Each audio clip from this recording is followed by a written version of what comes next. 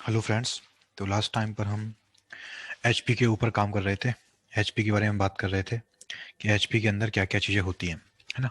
तो उसमें कुछ क्वेश्चंस करते हैं जो एचपी के अंदर होते हैं, जो एचपी के अंदर डिफरेंट डिफरेंट एग्जाम्स में आए हुए हैं। वो हम कुछ क्वेश्चंस करते हैं। तो एक सवाल हमारे सामने है यहाँ पर कि उसमें first and two n minus one term of AP GP and HP are equal. Question में गिवन है कि पहला टर्म और two n minus one term AP GP और एचपी का हमें इक्वल दिया हुआ है। तो बताना है अगर उसके nth टर्म एबीसी है तो रिलेशन क्या होगा एबीसी के बीच में। एपी का nth टर्म ए है, जीपी का nth टर्म बी दिया हुआ है और एचपी का nth टर्म क्या दिया हुआ है, सी दिया हुआ है। तो रिलेशन निकालना है इन सभी के बीच में। तो क्या करेंगे देखो इस क्वेश्चन में हम, तो इस क्वेश्चन में हम बोलेंगे भाई कि हमने क्या किया यहाँ पर। फर्स्ट टर्म हमने सबका कुछ मान लिया, सबका इक्वल फर्स्ट टर्म ले लिया। एपी का जीपी का एचपी का हमने क्या किया, सबका फर्स्ट टर्म एक्स ले लिया। अब अगर सबका फर्स्ट टर्म एक्स है तो फिर हमें क्वेश्चन में ये भी दिया हुआ है कि two n minus one term भी इक्वल है।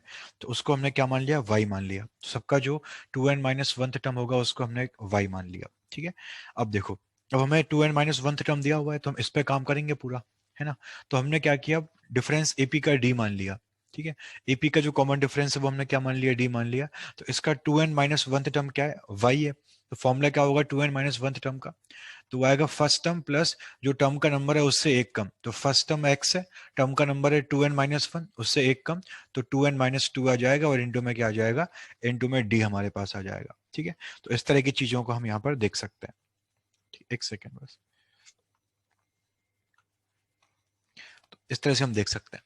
तो अब हम क्या करेंगे यहाँ पर, तो two n minus one term तो वाई है, ये तो y था और ये x है। तो y माइनस एक्स बराबर two n minus two n two D आ गया। तो मैंने यहाँ से क्या किया, तो मैंने यहाँ से फिर टू कॉमन ले लिया। तो d कितना आ गया, d आ गया y minus x upon two n minus two into n minus one. तो ये आ गया एपी का कॉमन डिफरेंस। अब ये काम जीपी के लिए करेंगे। तो जीपी का भी फर्स्ट टर्म एक्स है, सबका बराबर दिया हुआ है। और जो two n minus one term है वो कितना है, वाई है। तो two n minus one term का फॉर्मूला क्या है जीपी के लिए, फर्स्ट टर्म इंटू कुछ कॉमन रेशियो होगा उसका, वो मैंने आर मान लिया। तो first term into common ratio की पावर जो टर्म का नंबर है उससे एक कम कर दो। तो टर्म का नंबर है टू एन माइनस वन, तो उससे हमने क्या किया, एक कम कर दिया। उससे हमने क्या किया, एक कम कर दिया। तो आर की power two n minus two आ गया। अब यहां से हमने क्या किया, टू एन माइनस टू को लिख दिया two into n minus one, है ना। तो अब मैंने आर आर की पावर एन माइनस वन का स्क्वायर लिख दिया इसको ऐसे, क्योंकि हम जानते हैं अगर A raise to B C लिखा हुआ है तो हम उसको A raise to B raise to C लिख सकते हैं। तो उसी का यूज करके हमने उसको ऐसे लिख दिया।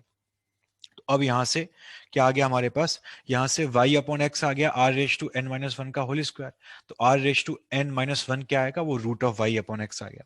अब हम काम करेंगे एचपी के लिए सिमिलर वे में। तो एचपी के लिए हम काम कैसे करते हैं, एचपी के लिए हम काम एपी के थ्रू करते हैं। तो एचपी का फर्स्ट टर्म तो एक्स है और एचपी का two n minus one term कितना वाई है ना। तो अब अगर ये एचपी है तो इनके जो रेसिप्रोकल्स आएंगे, जो इनके व्युत्क्रम आएंगे वो किस में आएंगे, वो एपी में आएंगे। तो एपी जो बनेगी एचपी के करस्पॉन्डिंग, उसका first term one upon x और उसका two n minus one term क्या होगा, वो हो जाएगा वन अपॉन वाई। ठीक है। तो ये क्या बन गया, ये एपी बन गया। ठीक है। फर्स्ट टर्म तो वन अपॉन एक्स है और two n minus one term कितना है, वन अपॉन वाई है। अब इस एपी का जो एचपी से बना है उसका डिफरेंस मान लो डी1 मान लिया हमने। तो उसका two n minus one term कितना है, one upon y. First term कितना है, वन अपॉन एक्स। तो one two n minus one term बराबर फर्स्ट टर्म प्लस उस टर्म का नंबर उससे एक कम कर दिया। तो टू एन माइनस वन में से एक कम करेंगे तो क्या आएगा, टू एन माइनस टू आ जाएगा और इंटू में क्या आ जाएगा, इस एपी का डिफरेंस आ जाएगा। तो वो डी1 आ गया। तो अब हम क्या करेंगे, इसको फर्दर सॉल्व करेंगे। तो इसको इधर भेज देंगे। तो one upon y minus one upon x बराबर ये आ जाएगा। तो यहाँ से डी1 निकालेंगे। तो डी1 कितना आ गया, one upon y minus one upon x divided by two upon divided by two into n minus one, ये हमारे पास आ गया। तो इस तरीके से आ जाएगा ये। ठीक है। तो इसके लिए कर दिया ये वाला काम। अब हम क्या करेंगे यहाँ पर, अब हम nth टर्म की बात, अब हमारे पास एपी का भी डिफरेंस है, जीपी का कॉमन रेशियो है और जो एचपी जो बनेगी उसके करस्पॉन्डिंग जो एपी आएगी उसका भी डिफरेंस है। तो हम काम करेंगे एपी के लिए, जीपी के लिए, एचपी के लिए, क्योंकि हमें इन तीनों का nth टर्म फाइंड करना है। तो एपी का जो nth टर्म होगा उसका फॉर्मूला क्या है, उसका फॉर्मूला है first term plus n minus one into d, क्योंकि हमने एपी के डिफरेंस को डी माना है। तो फर्स्ट टर्म तो उसका एक्स था, n-1 आ गया, और d कितना है यहाँ पर, d यहाँ पर आ गया y minus x upon 2 into n-1। तो ये आ गया। अब सॉल्व करेंगे इसको, सॉल्व किया उसके बाद क्या आ गया, उसके बाद आ गया हमारे पास x प्लस वाई अपॉन 2। ठीक है, ये हमारे पास आ गया AP का nth टर्म, और उसने उसको क्या माना है, a माना है। तो a की वैल्यू कितनी आ चुकी है, a की वैल्यू हमारे पास x प्लस वाई अपॉन 2 आ चुकी है।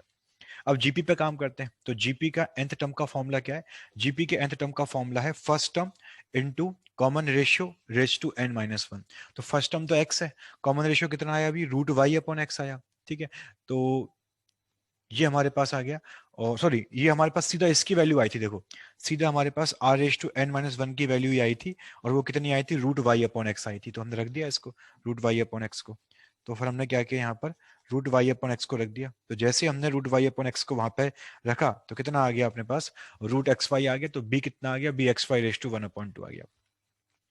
एचपी की बात करें तो एचपी के nth टर्म को कैसे निकालेंगे, तो अगर एचपी का nth टर्म हमने मान लो an मान लिया, तो हम क्या बोलेंगे कि एपी का फर्स्ट टर्म, मतलब जो इसके रेसिप्रोकल्स आएंगे वो किस में होंगे, वो एपी में होंगे। तो फर्स्ट टर्म जो एपी बनेगी उसका फर्स्ट टर्म 1/x होगा, सेकंड टर्म कुछ और होगा। तो nth टर्म हमने क्या लिया, 1/an बन जाएगा। ठीक है, तो फॉर्मूला क्या है, 1/an उसका nth टर्म है, तो 1/an कितना होगा, first term plus n-1 into d1। ठीक है, तो 1/an बराबर 1/x plus n-1 into d1। d1 की वैल्यू है ही अपने पास, तो d1 को रख देंगे यहाँ पर। तो यहाँ से 1/an आ गया, और अगर 1/an का वैल्यू हमारे पास आ जाएगा, तो फिर an का वैल्यू भी आ जाएगा, क्योंकि an तो रेसिप्रोकल है 1/an का। तो an की वैल्यू आ जाएगी, और an आ गया 2xy upon x plus Y. तो ये c के बराबर आ गया। ठीक है, क्योंकि क्वेश्चन में गिवन था कि जो an है वो मतलब जो हार्मोनिक प्रोग्रेशन का जो टर्म है वो उसको उसने c माना है। तो a तो यहाँ पर x प्लस वाई अपॉन 2 आ गया, b यहाँ पे अंडर रूट एक्स वाई आ गया, और c कितना आ गया, 2xy upon x plus y आ गया। ठीक है, अब देखो अपन ने ये चीज पढ़ी नहीं है अभी, अभी अपन आगे पढ़ेंगे इस चीज को, कि शायद आपको पहले से आता होगा कि अगर मान लो दो नंबर हमारे पास हैं x और y, तो उन नंबर्स का जो am होगा वो उनके gm से ग्रेटर होगा, और जो उनका gm होगा वो उनके hm से ग्रेटर होगा। तो ये जो लिखा हुआ है a, ये तो इनका क्या है, am है, x प्लस वाई अपॉन 2, और gm कितना है, रूट एक्स वाई, और hm कितना है, 2xy upon x plus Y, है ना। तो a जो है वो तो am है, b gm और c hm है। हम जानते हैं कि am की जो वैल्यू होती है वो gm से बड़ी होती है, और gm की वैल्यू hm से बड़ी होती है। तो यहाँ a x plus y upon 2 लिखा हुआ है, तो ये am हो गया। b लिखा हुआ है रूट एक्स वाई, तो ये gm हो गया। और c लिखा है 2/1/x प्लस 1/y, तो ये hm हो गया। तो इसका मतलब क्या हुआ कि a b से ग्रेटर आएगा, और b जो है वो c से ग्रेटर आएगा। तो आंसर क्या बनेगा क्वेश्चन का, क्वेश्चन का करेक्ट आंसर होगा ऑप्शन नंबर 3। तो ये इस क्वेश्चन का करेक्ट आंसर बन जाएगा। ठीक है, तो इस तरीके से हमने इसका आंसर निकाला। आगे बढ़ते हैं, इसके बाद अगला क्वेश्चन देखते हैं। तो अगला क्वेश्चन देखिए फिर आप यहाँ पे, अगला क्वेश्चन तो आसान है। इसमें दिया हुआ है the ratio of H M and G M, the ratio of H M and G M of two positive number is 4:5। The ratio of numbers will be, अगर दो नंबर हमारे पास हैं उनके एच एम और जी एम का जो ratio है वो 4:5 दिया हुआ है, 4:5 दिया हुआ है, तो उन नंबर्स का रेशियो क्या आएगा ये हमें निकालना है। तो मैंने मान लिया कि नंबर्स ए और बी मैंने मान लिए, तो उनका जो ए एम आएगा, है ना, वो तो आएगा ए प्लस बी बाई 2, ये हम बात कर चुके हैं ऑलरेडी।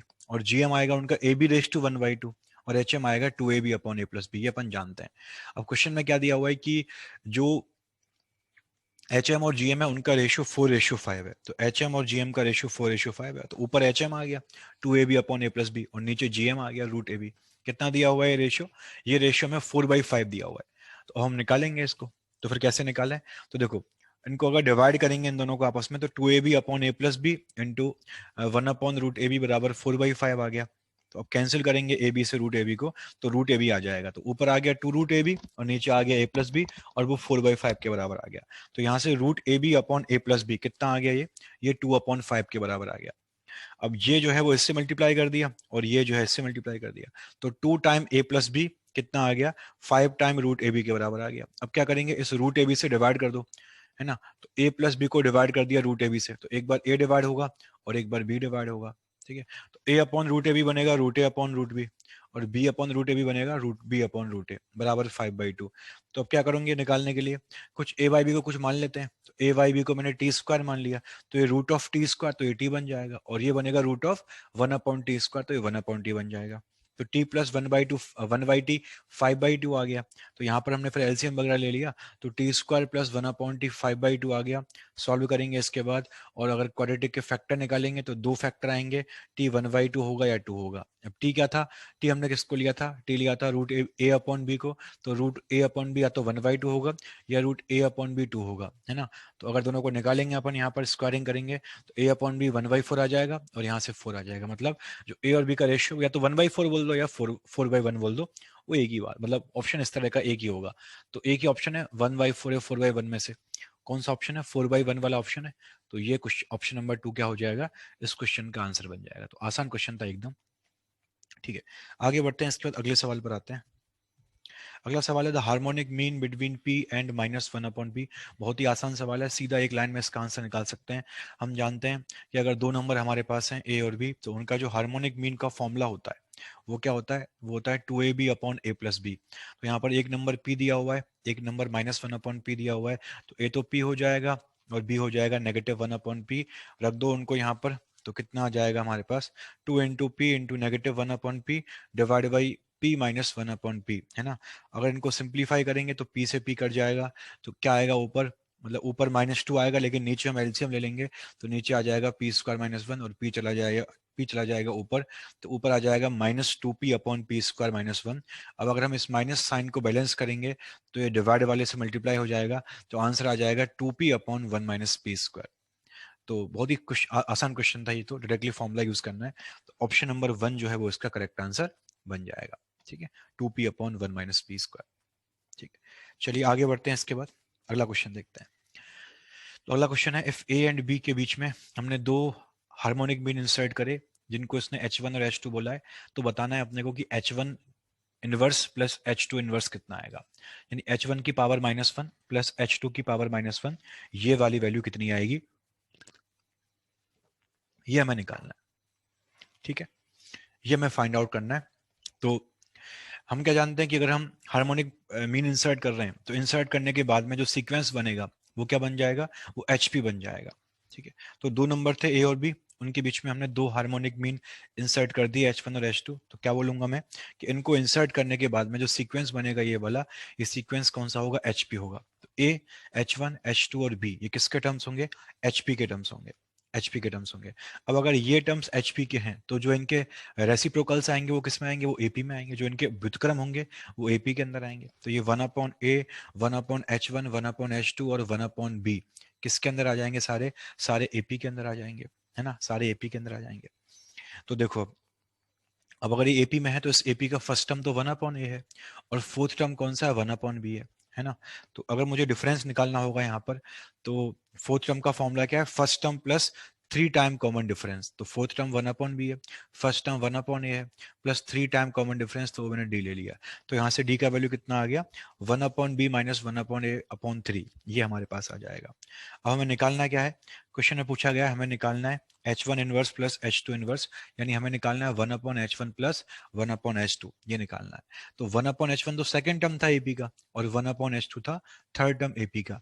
तो 1/H1 किसके इक्वल आएगा, सेकंड टर्म था, तो first term plus common difference आएगा, और 1/H2 थर्ड टर्म है, तो वो आएगा फर्स्ट टर्म प्लस 2D आ जाएगा, है ना। तो इस तरह से आ चुका है।